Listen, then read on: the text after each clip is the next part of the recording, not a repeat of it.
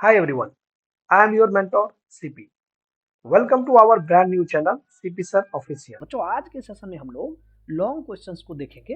Long questions में ये जो क्वेश्चन है गॉस का प्रमेय लिखे एवं सिद्ध करें, न जाने कितने बार इसको पूछ रखा है।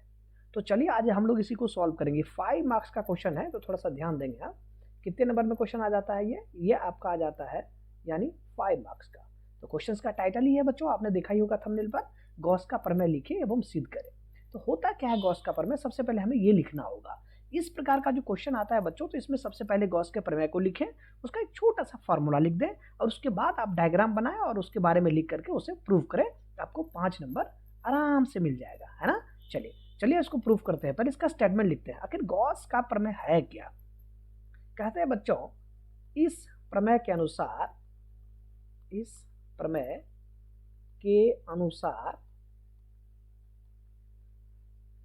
किसी बंद पृष्ठ से गुजरने वाला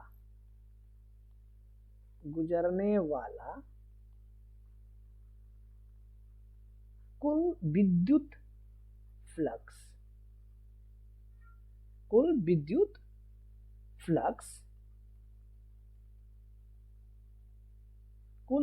फ्लक्स उस पृष्ठ द्वारा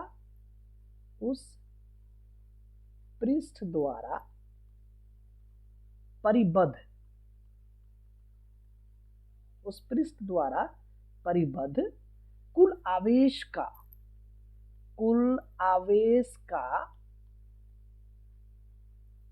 1/ε0 टाइम्स यानी गुना होता है। बच्चों ये इसका स्टेटमेंट है, हम लोग लिख सकते हैं यहाँ पर, यानी अर्थात क्या मतलब हुआ इस स्टेटमेंट का। स्टेटमेंट का मतलब जो विद्युत फ्लक्स है, यानी हम कह सकते हैं यहाँ से फाई जो बनेगा ये क्या बनेगा, यानी क्यू अपॉन में क्या बनने वाला है, एप्सिलॉन नॉट, है ना बात सही। तो आज हम लोग इसी को प्रूव करेंगे और हम लोग 5 नंबर अपने पॉकेट में कर लेंगे। तो इस प्रकार का जब क्वेश्चन पूछे तो आप आराम से क्या करेंगे, सबसे पहले ये स्टेटमेंट लिखेंगे और स्टेटमेंट लिखने के बाद ये आप छोटा सा एक फार्मूला लगा देंगे, है ना। तो चलिए हम लोग इसको करते हैं। बच्चों इसके प्रूफ के लिए ना आपको एक छोटा सा डायग्राम बनाना होगा, है ना, और उसी डायग्राम को थोड़ा सा आपको एक्सप्लेन करना होगा। मान लेते हैं, पहले एक्सप्लेन कर लेते हैं कि माना, जरा देखिए, माना Q एक बिंदु आवेश है जो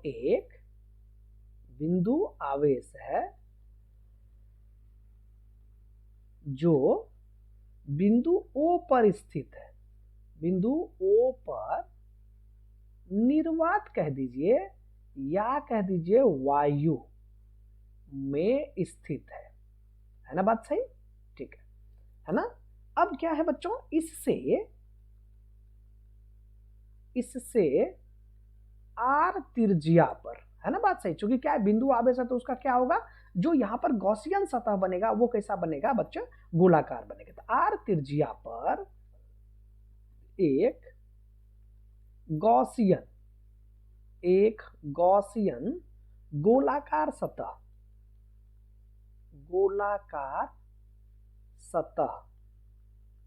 की कल्पना करते हैं, है ना। मतलब क्या हुआ, चलिए डायग्राम से समझते हैं। मान लिया जाए यहां पर ये जो आपको दिख रहा है बच्चों, यहां पर मैंने कहा बिंदु O है और यहां पर एक छोटा सा आवेश रख दिया, कौन, क्यों। तो यहां से हमने क्या करा, यानी R दूरी पर, यानी R त्रिज्या पर एक गॉसियन सतह की कल्पना की। ये क्या है बच्चे, इसको बोलते हैं गॉसियन सतह। क्या बोलेंगे इसे, यानी गॉसियन सतह का हमने क्या कह दिया, S। अब ये आपका एक गॉसियन सतह बना। तो यहां पर आप जानते हैं कि प्लस के कारण विद्युत क्षेत्र की रेखा किधर जाएगी, विद्युत क्षेत्र की रेखा कहां जाएगी, यानी बाहर। कहां जाएगी, प्लस के कारण, यानी बाहर जाती है। अब आप ही सोचिए ना, इस आवेश के कारण विद्युत क्षेत्र रेखाएं बाहर जा रही है, तो अब गोला पर जो आप देखेंगे तो यहाँ पर देखिए ये क्या बन रहा है, अब इस पर टेंजेंट डालिए। जब आप इस पर टेंजेंट डालते तो यहाँ पर कितने डिग्री का कोण बनता है, 90 का, है ना। तो टेंजेंट डाले तो यहाँ से लेके यहाँ तक इसकी त्रिज्या हो गई। और यहाँ पर मैंने कहा ये जो बिंदु P है, यहाँ पर हमने क्या करा, एक छोटा सा सरफेस, यानी इस सरफेस का एरिया कितना हो गया, यानी S। तो छोटे सा का कितना बनेगा, ds। अल्प सतह ले लिए यहाँ पर, जो अल्प सतह बनता है ds, तो यहाँ पर जो विद्युत क्षेत्र की तीव्रता है वो कितनी हो रही है, यानी E बन रही है, और इसका जो आपका अल्प सतह क्षेत्र है वो कितना है, यानी कह सकते हैं ds वेक्टर। अब दोनों की डायरेक्शंस देखिए क्या है, क्योंकि इस P बिंदु पर ना यहाँ पर क्या है कि जब भी विद्युत क्षेत्र की तीव्रता की बात करें तो लंबवत हो रही है, और डायरेक्शंस कहाँ बता रही है, आगे की तरफ, तो आगे कौन गया है, विद्युत क्षेत्र की तीव्रता, तो दोनों की दिशा कितना हो गया, यानी समान हो गया। और बच्चे अगर दोनों की दिशा समान हो तो हम कह सकते हैं E जो है ये पैरेलल है किसका, ds का, और इस कंडीशन में जो थीटा बन जाता है ये बन जाता है आपका 0 डिग्री। तो इसको थोड़ा सा आपको क्या करना है, ध्यान में रखना है।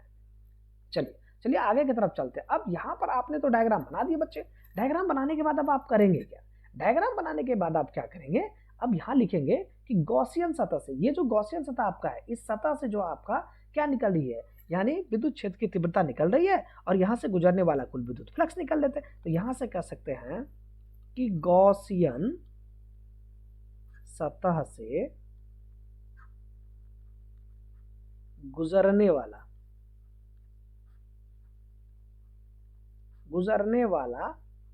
कुल विद्युत फ्लक्स है ना, प्रूफ के लिए लिखना होगा बच्चे, तभी 5 मार्क्स मिलेगा।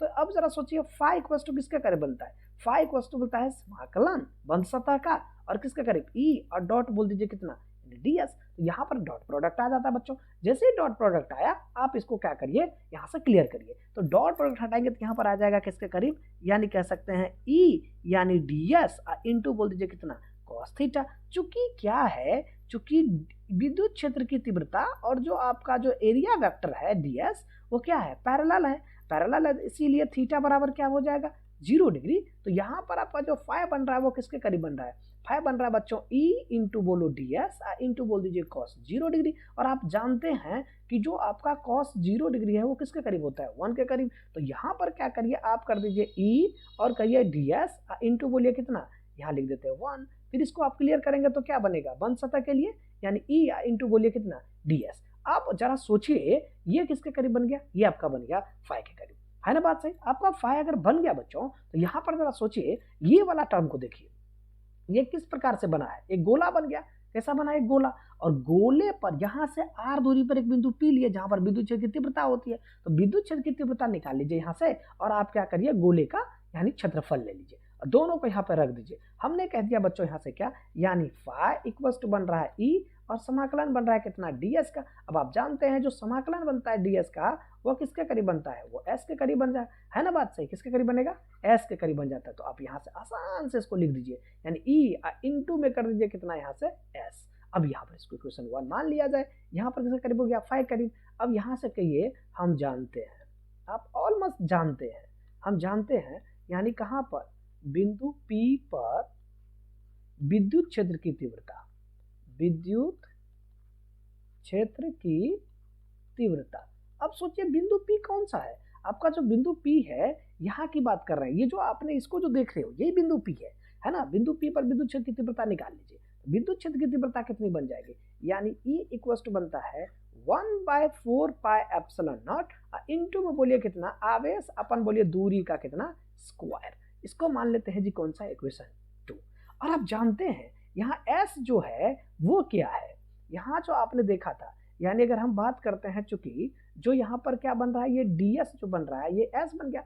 s क्या है, यानी गोले का क्षेत्रफल, गोले का क्या बना, ये क्षेत्रफल, पृष्ठ क्षेत्रफल। तो गोले का क्षेत्रफल कितना बन जाएगा बच्चे, यानी बन जाएगा ये 4 पाई और उसकी त्रिज्या का बोलिए कितना, होल स्क्वायर। तो यहाँ से s इक्वल टू कितना बन गया बच्चे, s इक्वल टू बन जाता है 4 पाई इंटू बोल दीजिए कितना, आर स्क्वायर। इसको मान लिया जाए थर्ड, तो हम कह सकते हैं समीकरण 3, 2 और 3 का मान समीकरण 1 में रखने पर कह सकते हैं समीकरण 2 एवं समीकरण 3 का मान समीकरण किसमें, यानी 1 में रखने पर।